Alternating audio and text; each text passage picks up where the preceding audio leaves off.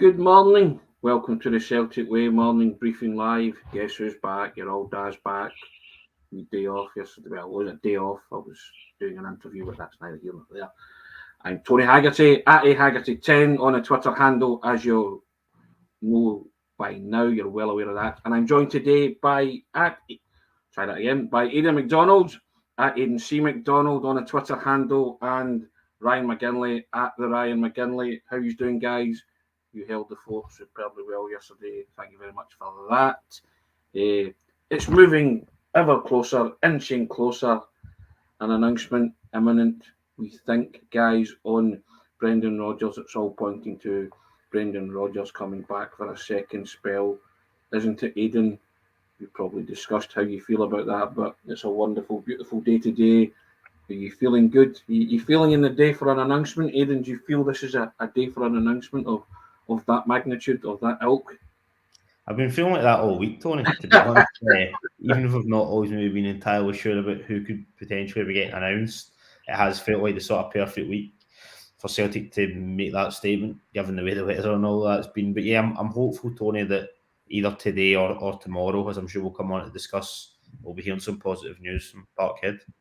Now, Ryan, I spoke to someone this morning just to keep me au fait with these kind of things. For those of you who don't know, Celtic are a listed company and there are rules concerning the stock exchange, and you have to inform the stock exchange of major news as soon as it's known. So for those who are that way inclined, maybe went on the stock exchange this morning, saw the price of Celtic shares has gone up, which might indicate that there is an imminent announcement. But he also told me that he would expect that the ink's maybe not dry in the contract, and it might have all been verbally agreed, and the contracts are going to and fro lawyers. That's standard and normal procedure. You know, everybody's impatient and saying, why is it taking so long? But these are the kind of things that happen. As soon as there's a signature on said contracts, then they have to announce it to the stock exchange. And from his expertise, and that's his area of expertise, he reliably informs me that he thinks that's the kind of process that's going on just now, and that's the phase that Celtic are in with it just now. And the market opened this morning at 8 o'clock, so he was saying it's all pointing in that general direction. So yes, and I'll keep reading these, barring any last minute hitches, barring any last minute collapse, all that kind of stuff. Everybody who says two words to that, Eddie Howe, don't they? But you know, I speak to people that kind of know these things. So if he's telling me that, then I'm pretty confident, Ryan. It's just a question of when, not if. Yeah, I'm going to take a leaf out of your book and quote an 80s band. As the Smiths said, these things take time. We just need to be patient with regards to this thing. It's a when rather than an if at this point. I don't think Brendan Rodgers is going to knock us back this late in the day. It looks as if all roads lead to him. I'm really, really excited to sort of get this show on the road. When it is announced, I feel like everybody's just going to unite. Well, or the vast majority of fans are just going to unite and get behind the manager again because he's back. It seems as if it's a more positive place than what it was a week ago with regards to talking about Brendan Rodgers. You've seen that sort of shift in the fans. The fans seem more happier. I don't know what that's down to. It's possibly down to the other managers in the frame. I know Enzo Maresca is now getting linked with the Leicester City job. So it looks as if that road has been cleared for Rodgers to come in and take the Celtic job. Obviously, the Leeds interest was there, but it seems very clear that he does want to come to Celtic, which is great. It's good to see that a manager's desperate to come back. So yeah, it's a when rather than an if at this point, but I'm really, really looking forward to getting that announcement, hopefully soon. Aidan, you're au fait with the Smiths. You know the Smiths, don't you, fella? I do know the Smiths, Tony. Just to be honest, the last thing I needed was other people making music references that I usually wouldn't know from the 80s, Tony. But what I would say is I actually did get that one, so that makes a change, doesn't it? Yes, you're getting with a beat baggy. That's what I like to see. Excellent. But yeah, I mean, I think Aidan, I think we're kind of on safe ground to say it's a when, not an if. Don't you think? Yeah, it does seem like that. I mean, we can obviously only go on the reports, and certain people will have their own maybe journalists that they look at as being more reliable than others. I think we've kind of discussed previously, Tony, that Stephen McGowan's reports via the sort of Scottish Daily Mail / Mail Plus are pretty spot on. It was him, if I remember rightly, that basically had the exclusive that Eddie Howe wasn't happening. Yes. And really since then, whether it's been transfer links or other managers, he's usually spot on. Even if it's not breaking the initial story, I think when he confirms it, it's usually near enough true. So I'm pretty positive that it's going to happen, Tony. If it doesn't now, I don't want to go be too negative, but it is a bit of a collapse once again for the club. They're also, that'll be two really manager hunts in a row that they would have let themselves down in terms of recruitment. So fingers crossed that's not going to happen, but I've got a good feeling about it. We shall wait and see. Cross that negative bridge when we come to it, if we have to come to it, Aidan. But I've starred a few comments, so let's get what the troops are thinking. Danny Boy, first up, get a yes or no by tomorrow. Don't let this go any further. Rodgers must know by now, yes or no. Sure he does. Gordon Coney, Morgan Gordon.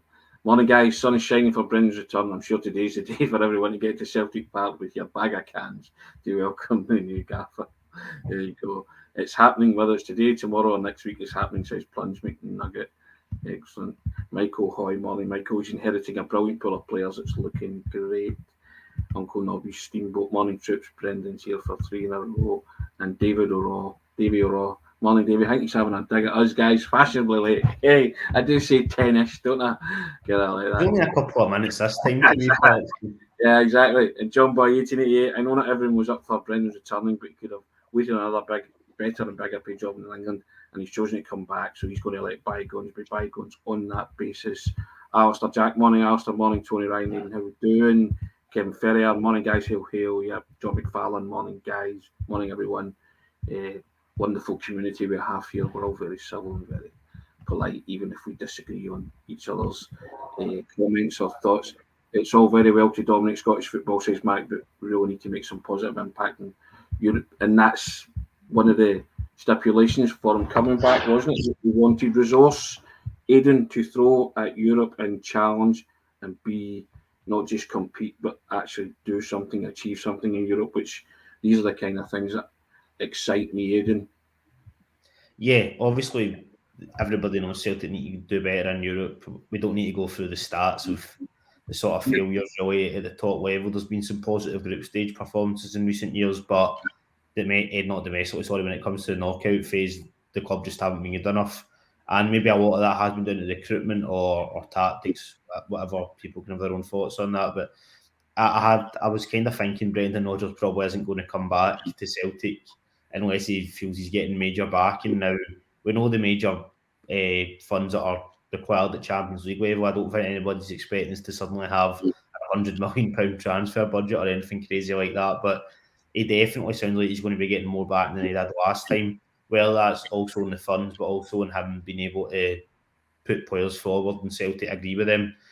Rodgers' recruitment is probably going to be a concern for some people, and I can understand that. You only need to look at his last couple of transfer windows, whether that was his fault, whether it was Celtic's fault because they were clearly butting heads behind the scenes. Maybe it was a bit of both. We'll probably never really know, but the fact he's targeting European football is a sort of way to progress the club, and the benchmark's really positive, Tony, because I know we've discussed previously that that's got to be the case. We know Celtic can do the job domestically. Every season you're going to be competing for the league, and as much as winning that and winning cups is good, you want to be in there trying to do something in Europe, whether that is the Champions League or the Europa League, just leaving a bit of a footprint on the European stage because it's been so long. If Rodgers is able to come in and do that, I think people will warm to him very quickly.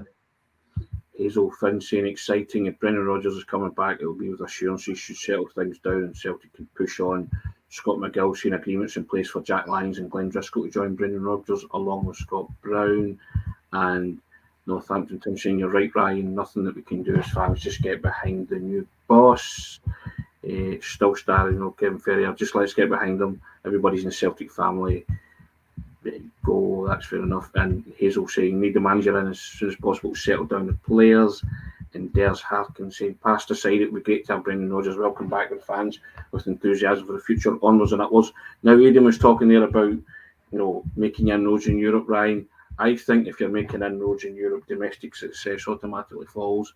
So if you're a good team and you're claiming scalps at that level, you'll be claiming them at domestic level. And I think that's exactly what Brendan Rodgers wants to do. He wants to push Celtic on. I think he kind of maybe looks back at the Martin O'Neill era when they got to the UEFA final. You've spoken about it before, and Aidan as well, about you want something like that in your lifetime. And I think Brendan Rodgers has real big ambitions, which is probably one of the major reasons why he's agreed to come back. If he's getting those assurances that he will be back and he can target Europe to try and get to a Europa League final or Europa Conference League final, because you saw the scenes when West Ham won it there. Don't tell me these things don't mean anything. There are 3 European trophies available to win. Either any of those 3 would be highly prestigious. Champions League, as Aidan says, might be out of your financial parameters at this moment in time, but there's no reason why you can't target the other 2. And I've always said that Celtic, there's no reason why Celtic cannot be competitive on a domestic scene and on a European front. So if Brendan Rodgers is happy to come back, and then let's launch an assault on Europe. Let's do something. And I would, I really want to get as far as I can in the Champions League. But if it's not to be, then Europa League, go for it. That's what I wish for the club, and I think a club of Celtic stature should be wishing that for themselves. You now have an ambitious man coming in and saying to people, this is where your club should be, this is the standing of your club. So if you back me, I'll try and provide that, and that's all you can ask. Yeah, absolutely. I would agree with that. It's going to be interesting because obviously this season coming is the last season where teams can drop down into the Europa League and Conference League for respective competitions, whatever one you're in. So I think Celtic are making this appointment with that in mind. The fact that we're going to have to improve in the Champions League. We need an elite level manager that is going to be able to operate. And he's got a better European record than when he left the club, because he got Leicester City to the Conference League semi-finals, only to be put out by our old favourite Jose Mourinho, Roma, who went on to win that competition in its first installation. So it seems as if Brendan Rodgers is taking a leaf out of the book of your sort of Martin O'Neill's in that by getting one-upped by Jose Mourinho. So but still, for Leicester to get to the semi-final of that competition, it's good going for them. I know it was Tammy Abraham that scored the decisive goal, so obviously a player that he knew about, maybe even from his time at the youths at Chelsea. So it does show that he does have more experience in Europe than when he did leave the club. So he could use that experience when he's coming back into the club to prepare us for our next campaign in the Champions League. Hopefully we can grab a couple of scalps next season and be a bit of a force. We want to be one of those pot 4 teams, because we will be in pot 4. We want to be one of those pot 4 teams that teams dread. Us and Newcastle, we want to be the 2 teams that teams do not want to face when they've got that last sort of draw in the group stage. So yeah, let's hope that we can come a wee bit of a force and make Celtic Park a fortress next season under Brendan Rodgers, because if we do that, then I think domestic success will follow. We want to be fighting on four fronts next season, and if we get the players in that are able to do that, then I don't see why not. And Aidan, I think that Celtic are inheriting, Brendan Rodgers has inherited a cracking set of footballers who he can make better.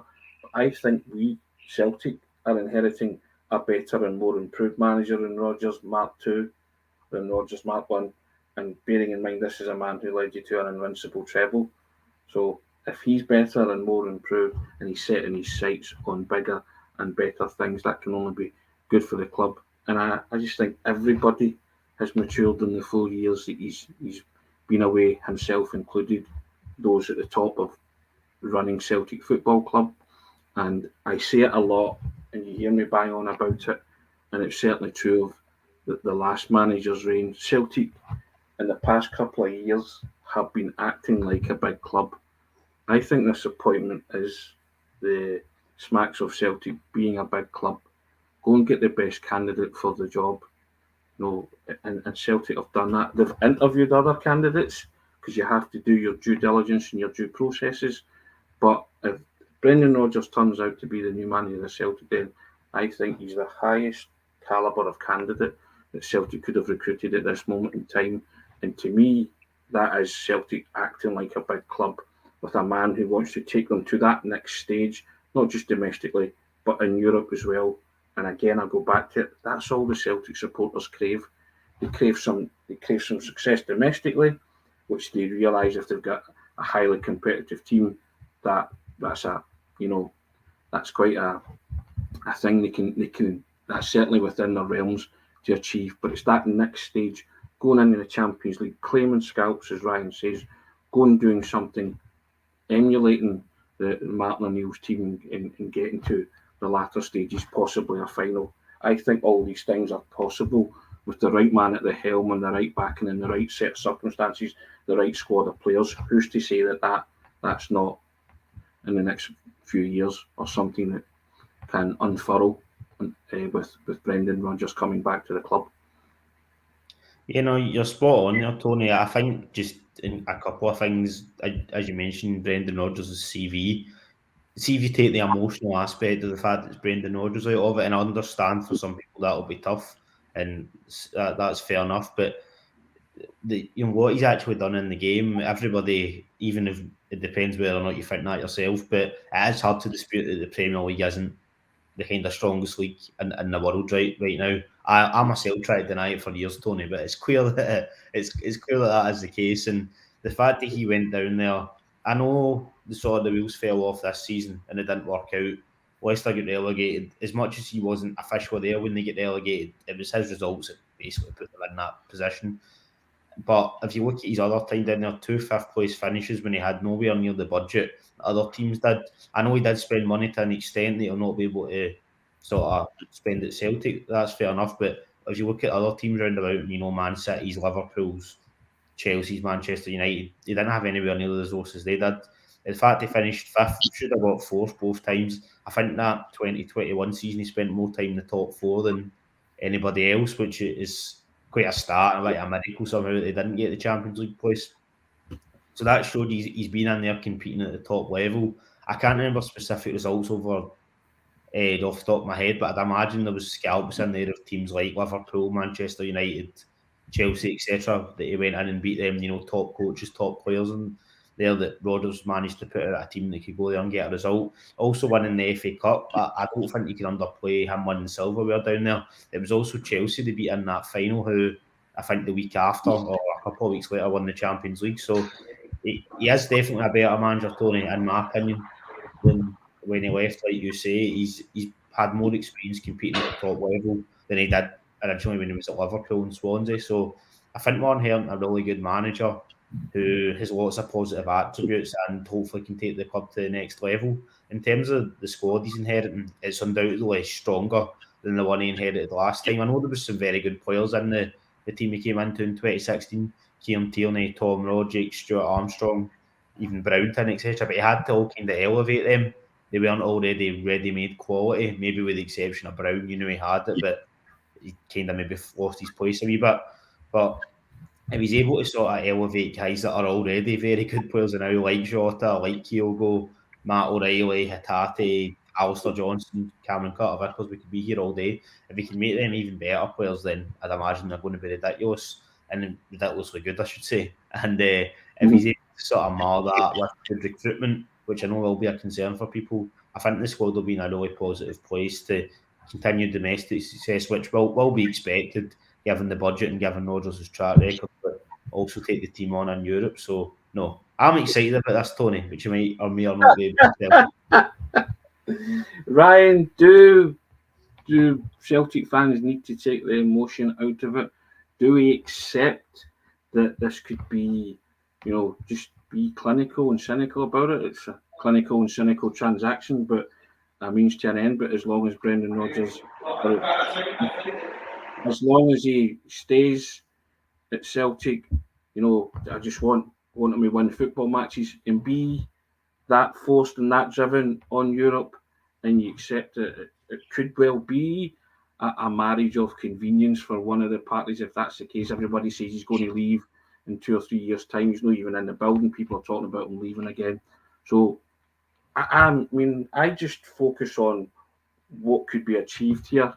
And I think this is a man who can achieve things at this club, however long he stays. That doesn't bother me. I just want Celtic to be successful, both domestically and in Europe. And success will do me, Ryan. Basically, that's what I'm saying. Continue this dominance that you have domestically, and your next mountain is Europe, which I think is the mountain that Rodgers wants to ascend as well and climb. So, contracts, they mean everything, they mean nothing, don't they? So if he signs a 4-year deal or a 5-year deal, it doesn't really matter, does it? Enjoy it, live in the moment, and be there and get behind them, and just take all the emotion out it if you can. I would never dream of telling Celtic supporters to think or how to support their club. If there are people out there still annoyed at Rodgers' appointment and can never forgive him, then that's their prerogative, and that's their opinion. So that's fine. But if we just accept that, there's a new manager coming in, get behind him because it's for the, we're all trying to get behind them for the one reason, and that's to help Celtic be a successful football club, both at home and abroad. That's all we crave. Yeah, I think it's a complete perfect storm, if I'm being honest, because there's so many variables and factors now that are happening at the right time. I would even go back to the fact that look at our scouting network now. I don't imagine us to stop looking in Japan now that Ange Postecoglou has left, because we've done so well in that market. I expect us now to have set up something or set up eyes to watch that. You look at the Brendan Rodgers factor as a big one. I think now the Celtic fans and the manager, we know where we stand with each other, but it won't be as emotional as a relationship as it was the first time due to the circumstances that happened in February 2019. That could work to Celtic's benefit because, it's a working relationship. You know what the two sides are wanting. We want Europe. We want to make strides in Europe. Brendan Rodgers wants to work his ticket back into the Premier League. That is the case. The sooner you accept that, and the sooner you accept that is where he likes to do his business, then the happier you'll be. As unfortunate as that is, if it is to be 2 or 3 seasons, then I'd much rather have 2 or 3 seasons of utter dominance and then we're in the managerial situation at the end of that than swapping a manager every season because they're not good enough or it just doesn't fit. I just think it's a complete perfect storm. We're in a great place because of where Postecoglou left is. The squad that Rodgers will be inheriting is far better than the one that he inherited the first time around. He managed an invincible treble with that squad, with a couple of additions. You look at the squad we've got now, think about what he could do with players such as Jota, Haggerty, Hyeon-gyu, if they stay, of course, even Carter Vickers, even guys that maybe aren't in the picture at the moment. You get guys like Haksabanovic, he could really fancy Haksabanovic and he becomes a mainstay next season. Yeah, I just think there's so much possibility and so much scope for success here with this appointment. I think everybody knows where they stand, and the position of the club is so strong that I can only see this being a success. I'll be honest. I know it could go wrong, but at this moment in time, with us from the outside looking in at what the situation is, it just looks like it's going to be more success for Celtic in the years to come with an elite level manager at the front of that. You were saying the same, Aidan, about getting the best out of those players, that he's inheriting. Now go back to the comments. Pete McGee, he was here at 10 o'clock. He always is, just saying, Tony, slap the wrist there. There you go. Jill Bill saying we need to continue to dominate Scotland as well as progress in Europe. That's exactly what we're saying. Pete McGee, also I'm very interested to hear how Brendan Rodgers deals with question about the manner of his leaving last time. Yeah, I think everybody will be tuned in for that. Tim and on, to be classed as a true elite manager, you need to do well in Europe. Rodgers is obviously looking at Celtic to achieve that as much for himself as us. That's fine. I don't mind that. If you're driven by that and you're ambitious enough and you want it for yourself as well as your club, then go and do it. As I keep saying, it's no saying it, it's doing it. Go and do it then. Go and do it. As they say in the west of Scotland, Aidan. Michael Hoy's a bit more experienced manager. Sorry, on you go. No, I was just agreeing with what you were saying there. I reckon that Rodgers will be looking at that automatic Champions League as maybe a way to boost his CV. I don't think people can say we're cynical in thinking that, given obviously after things that have happened in the past regarding them. If it's having the automatic Champions League, I know you and I had originally, and Sean at the time, had been using that as a reason for why we hoped Ange would stay. So if we're confident in that being a selling point, I have to imagine it's probably played a part in Rodgers coming up here. I don't know how many clubs he would have been getting offered that had automatic Champions League that he thought he could actually do something with Now, there could have been other teams that I'm not going to pretend that I know every single team that's going to could potentially qualify for the Champions League or be sitting in the top four, but he must be looking at that as whether it's getting out of the group or dropping in the Europa League. It's a very good chance for him to sort of cut his teeth again at European level, because he would have got a taste for that with Leicester City, and that's something he wouldn't have got, obviously, if he did go to a Leeds who are in the Championship. So that's different. Or he did go to a Crystal Palace. He's not going to have the European football. I get there'd be the Premier League element if it was a team like Palace, for example, but I'd imagine that automatic Champions League definitely did play a part, and that's another positive for getting in it. We go on about it for attracting players, but you'd imagine it must help attract managers as well. Of course.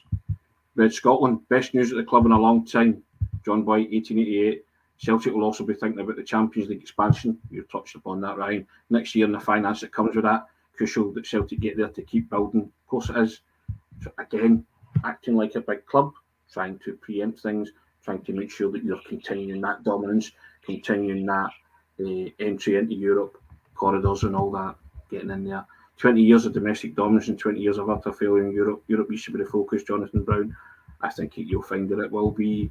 The buckled fur base says Brendan is unfinished business, and Red Scotland coming back and saying the only ones need to explain is the board for forcing him out the last time. The fact that they went back in for Brendan is also their way of apologising. Could well be just because he's the best candidate out there.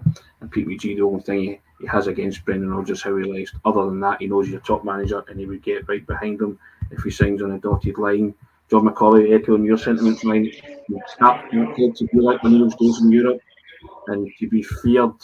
Scott Howe saying something. He said Scotland, Tony, probably my wee rant a minute ago. Yeah, thanks for that, Scott. Just everything you say, Tony. That's just spot on. always on the button. I wouldn't go that far, but hey, there you go.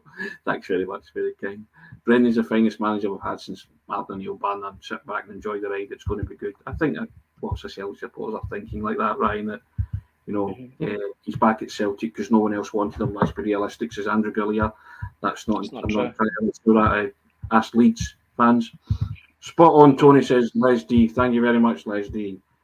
As Ryan just said there, I'm always spot on, but I don't think that's true, is it? That level, can't wait for Brendan Rodgers to come back to Celtic, become the manager and get behind him now and get the new players in. Correct. I think we're all feeling like that. And Stevie Boy saying, the right man, Big T, I was forgetting he got his last team relegated, or am I living in Plough Cuckoo Land or something? I think you'll find Brendan Rodgers didn't get his team relegated. He took them to the relegation zone with 10 games to go and then left the club, or sacked, call it what you like, or contract terminated by mutual consent. Mutually agreed to leave the club. He didn't. He wasn't the actual manager that relegated them, but took them to the relegation zone. So I still think he's the right man, Stevie Boy. But I read your comment out because you're entitled to that opinion, and if that's the way you feel, so be it. But yeah, I still think he's the right man. Chill Pal, Rodgers is quality. Everybody needs to admit it. Forget the past. And Raymond Haddon says, let's concentrate on winning the league first of all. Europe will be hard against the money back teams. Yep, always is hard. Of course it is. Davy O'Rourke, lyric from faithful through and through Celtic supporters over and over will follow you. I guess that's the way. And Pete McGee saying there's no denying Brendan Rodgers' qualification as a manager. It's the only elephant in the room hiding in plain sight that gives us cause to hesitate and welcoming him. There you go. That's some comments that I read out, and there's still 70 live comments. My eyes, ears, and hands are cigarette happy hands are going on the comment section, but we're getting there. Yeah, sure. It's Rodgers mania at the moment. It sounds like indeed. Wait till it gets Ryan mania. He was a jockey, wasn't he? A Ryan mania. Yeah, I think you won the Grand National, I believe. Yeah, there you go. When it reaches that stage, you know you've made it, Ryan. Right? So there you go. Just a wee point, just regards to the Leicester sort of scenario. I mean, 4 seasons. I think it was 4 or 5 years. 3 out of those 4 of those 5 years were successful for Leicester. I think it was just one of those things where a manager stays at a club too long, and it's not as if he wasn't linked with jobs in the past. I remember before Mikel Arteta got the Arsenal job, it was Brendan Rodgers that was the favourite. Leicester then got him onto a new long-term deal because of that interest from Arsenal. They were so determined not to lose him that they put him on a new 5-year or 4 or 5-year deal at that point. So it does show you, it's just, football's all about timing, I think. And if you stay at a club too long, then you run the risk, and the risk gets bigger and bigger every season of a failure or a fall.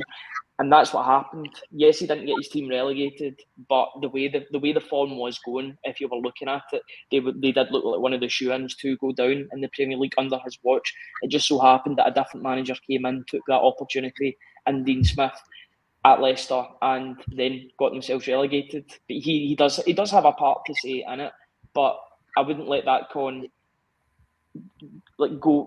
over all the positives that he brought to Leicester, because for 3-4 seasons they were a bogey team for teams like Man City, Chelsea, Arsenal to come up against. They were one of the reasons why there was getting talked about an extension to the top 6, because Leicester were always there or thereabouts, or they were for those 2 consecutive seasons. They were so unlucky not to get Champions League football under Brendan Rodgers. You've just got to talk about all of these points, because they did happen 2-3 years ago. It's not as if Brendan Rodgers became a bad manager overnight. It's very rare to see that a manager stays in a job for so long without having some element of failure in his time at the club. I mean, your only real examples that you would say is maybe Pep Guardiola, Sir Alex Ferguson, Wenger to an extent. But even Wenger had failures towards the end of his. It's just what happens. I sound like the biggest sort of Brendan Rodgers fan here, but I just think he's a good manager, and I don't think that should be overlooked, how good a manager that we are bringing in, and a better manager than we experienced the first time. I think this is a real coup for Celtic if we get this over the line, if and when we get this over the line, I should say. Indeed. Now, never mind that, Kevin Ferrier's just flagged up something. Tony, give Northampton Tim a wee shout on being a grander this morning. If that's the case, Northampton Tim, well done on becoming a Celtic grander this morning. Well done, sir. You could let us know if that is indeed the case. But yes, if that's the case, congratulations on that. Celtic Way community says well done. So nice one. Well done, Northampton Tim. Yeah, I mean, you were mentioning that, Aidan, about his successes to finish 5th twice and to win silverware with Leicester. 3 years after they'd won the title, people were saying he inherited a title-winning team. Well, it was 3 years that after Leicester had won the title, so to continue that, he also won the Charity Shield. People sort of throw that in as well, don't they? Or the Community Shield is a trophy as well, as silverware. So, he did very, very well. And as Ryan says, sometimes things get stale, don't they? Under managers, it happens. And maybe he did stay too long. Maybe he should have gone out on a high after they'd won the FA Cup, because winning the title and winning the FA Cup, what else really was there to achieve with Leicester? He got them to the semi-final of the Conference League, yeah, so could have maybe had a crack at trying to get them to a European final like West Ham did, so maybe that's what spurred them on to do that. But these things happen, don't they, Aidan? That sometimes it just, as you say, that stay on longer than the chances of having a season dip like that, and that's what happened to Brendan Rodgers. And I think, was there 10 games to go when he left Leicester? Yeah, 10 games, I believe. I mean, as much as he wasn't, like I say, he wasn't the guy in charge, as Ryan was saying, the kind of form would dictate that if he was in charge, they still probably would have went down. But the market that Celtic are shopping in, any manager you're getting is going to have flaws or disappointments of some sort, whether it's, you don't think they've got enough experience, so Amaresca type, or Jesse Marsh, who might have been 4 or 5 at one point, but he's been sacked by 2 clubs. Celtic aren't going to be able to go out and get a manager who has just been successful all the time, doesn't have any flaws, firstly because they're very, very hard to find, except at the top level. The 2 Ryan mentioned were really the only managers I could think of that hadn't been sacked from a club and pretty much won a trophy every other season. Guardiola and Sir Alex Ferguson. You were never going to be able to get anybody like that. Firstly, because one of them's also retired, and secondly, because obviously Pep's arguably the best manager in the world.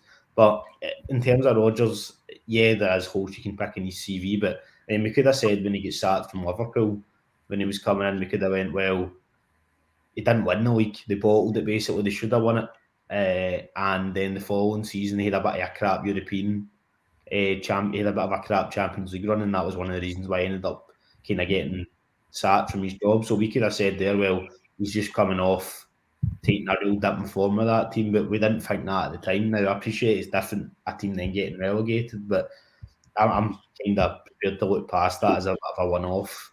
Whether or not that's naive, I don't know, but I can only look at the success he's had, and he's pretty much been successful at the majority of clubs he's been at. Rodgers, in his earlier, so more formative years, I know he was at Reading, I think he might have got sacked. Watford maybe didn't really work out. Firstly, Reading, I think that was one of his first jobs. It can be hard on a manager starting out. Watford have always been a basket case of a club. I don't know what his record was at Watford, but you only need to see how often they sack managers get rid of them. Swansea was brilliant. Got them moved to Liverpool.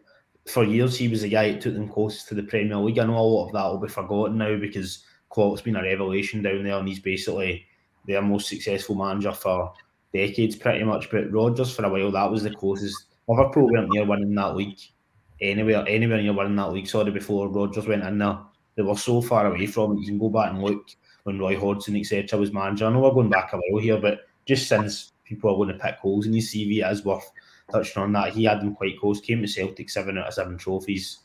Europe was maybe a wee bit disappointing, but he did also get us the 2 out of 3 qualifying campaigns back to back. He was having to navigate a lot of fixtures. I know you mentioned that in a piece recently, Tony, and that's no mean feat. I think one of the years as well, it was 4 rounds of qualifiers, wasn't it? So that, regardless of the teams you're playing, it's a lot of football. Well, to get a squad together and be able to do that's impressive. Then he's went to Leicester, and as Ryan pointed out, sort of 3 of his seasons were pretty positive there, with the 5th place finishes in the silverware, getting them at a semi-final. So if a manager had that CV that was coming to us, even if they'd just been sacked, I think nobody would buy it at bat eyelid in terms of wanting to get them in. I just think there's also the Brendan Rodgers element, and that's people's prerogative. I understand why fans would be disillusioned by it or disappointed after the way he left the last time, and because you're thinking it could potentially happen again. But yeah, I just, it's very hard for Celtic to get a manager who has never probably been sacked or never had a disappointing season, unless you're getting somebody that's taking their first job, of which that also has its concerns, like a Maresca type or something like that. Sorry, he was at Parma, wasn't he? So he wouldn't even be, he would have disappointments on his CV as well. So yeah, it's difficult. You're never going to get the perfect manager. I think in the market, Celtic are shopping in Rodgers is probably the best option, to be honest. You know, Beach Boys comes in and says spot on, Tony, with a laughing emoji. I don't know what I said, it was spot on, but there you go. Ben Storer, absolutely no brainer to bring Brendan Rodgers back. And Hazel Finn, common denominator for Brendan Rodgers between Celtic and Leicester was lack of board support. That's why assurances this time will be so important. He won't sign without them. That's why I'm excited. That's a brilliant point, Hazel, and I think we've been discussing that, and I think that's a big thing for him. Do you think Brendan will call the Celtic fans beautiful human beings in his first press conference? Not saying the word press.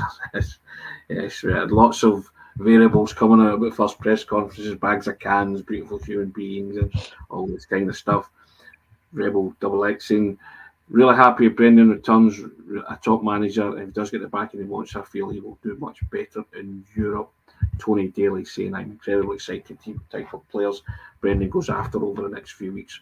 All of the speculation indicates European ambition, and I think that's what we've been chatting about, guys. The European ambition's the one for me.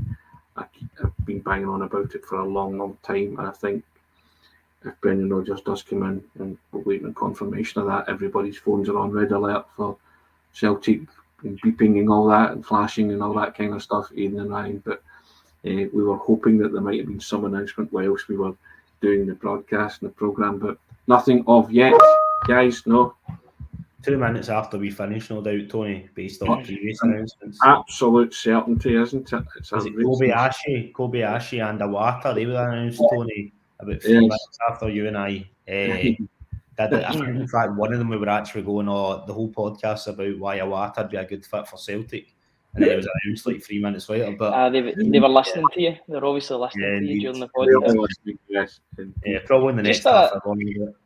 When you go, Ryan? Just another quick wee point, obviously, before we finish up. I don't think it's been talked about enough, but it seems as if Rodgers in particular seems very hungry to come back, especially when you look at the fact that he was planning to take a year's sabbatical to step away from football for a year.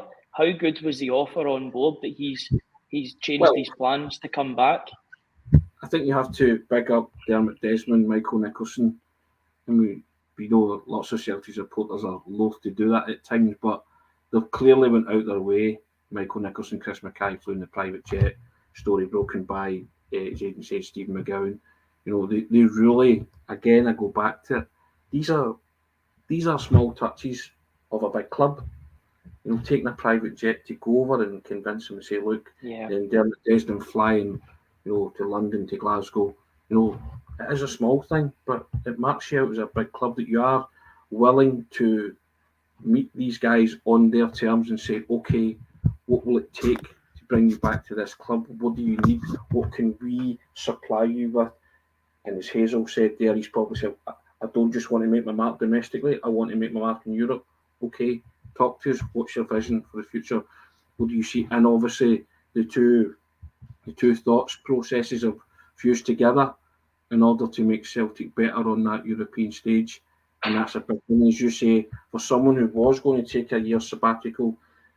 He always said he would love to come back. Now, the job doesn't revolve around Brendan Rodgers, the time and fitting Brendan Rodgers. The job has come available just now.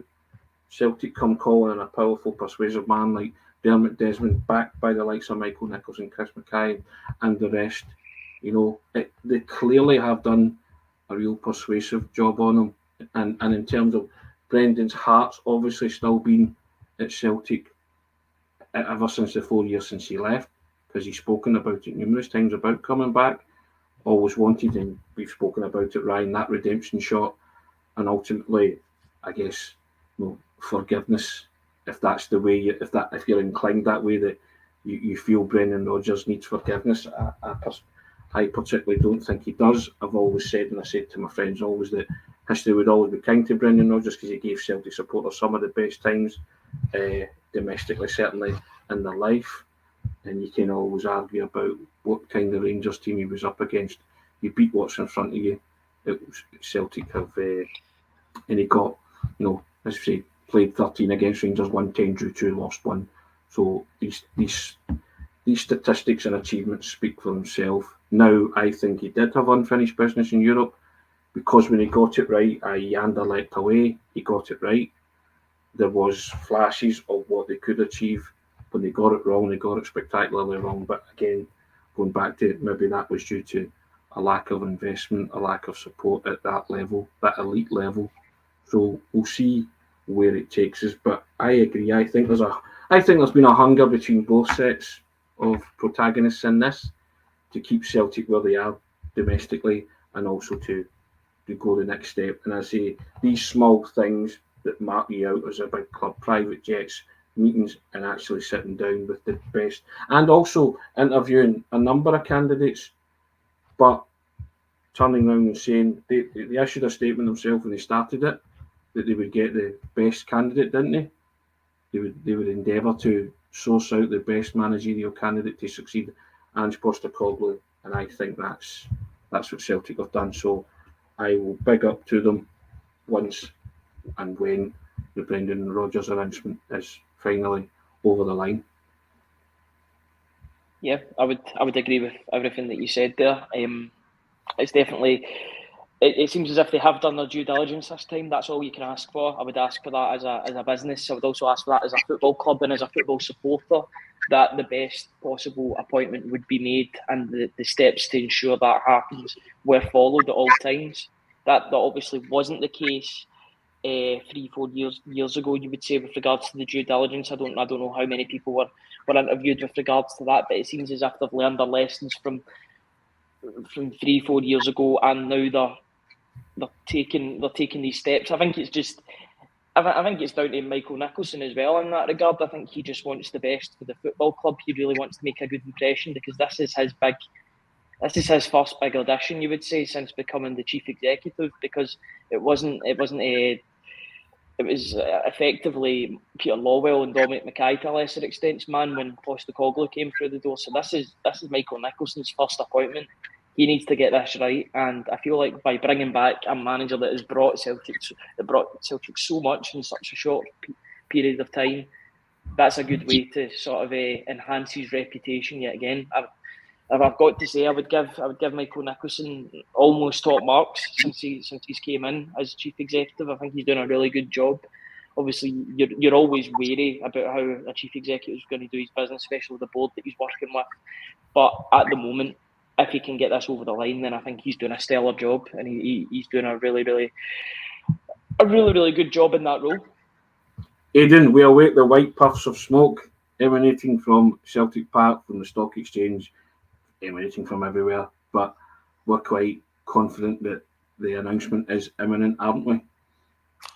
Yeah, it seems like it. Hopefully over the next couple of days, Tony. No doubt, probably 2 seconds after we finish this podcast. But yeah, it's a positive time with Celtic. Everybody was gutted when Ange left. I know I was anyway. And the fact that they seem to have sort of went in very quickly and got the job done with plenty of time before pre-season is a real positive. And yep, fingers crossed, Rodgers is in it imminently and they can just get down to business in terms of recruitment and planning for the season ahead. Excellent. Scott Dougal comes in. I've just started the comment there.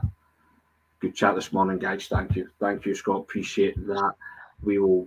You want to say something there, Ryan? Or? Yeah. Just a wee quick thing. It just came out in the news recently that Haggerty is starting for Japan today against El Salvador. So that's a good achievement for him. I'm glad to see that he's getting his chance. And the Japan national team, Kyogo and Maeda are both on the bench, but Haggerty starts for his national team. So good for him, and I hope he makes a good impression.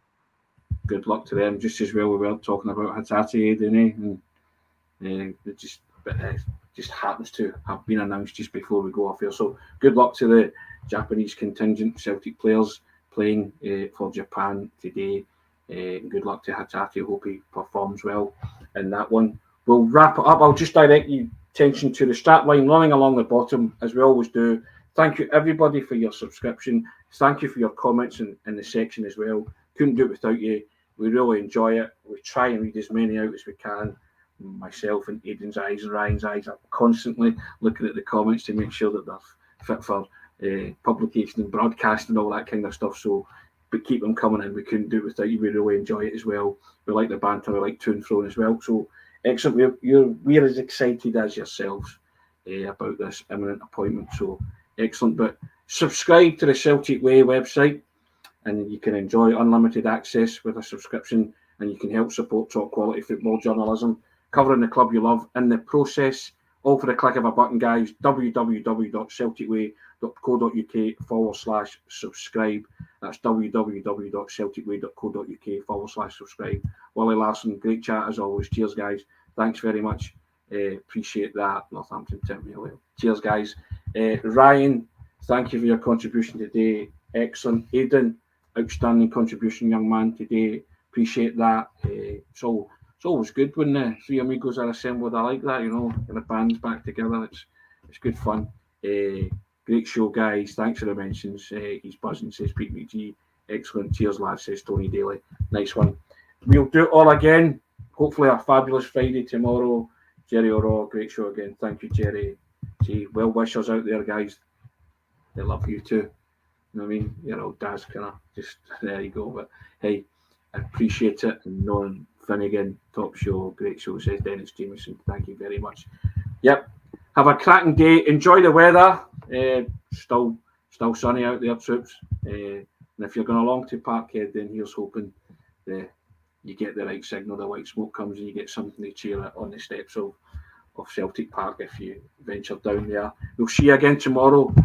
Pete McGee's benefit, 10-ish, isn't it, Aidan? 10-ish. Yeah. No comment, Tony. I like Tony, brilliant. So thanks very much. Take care. Thank you guys for your contribution today. Brilliant. We'll see you all again tomorrow.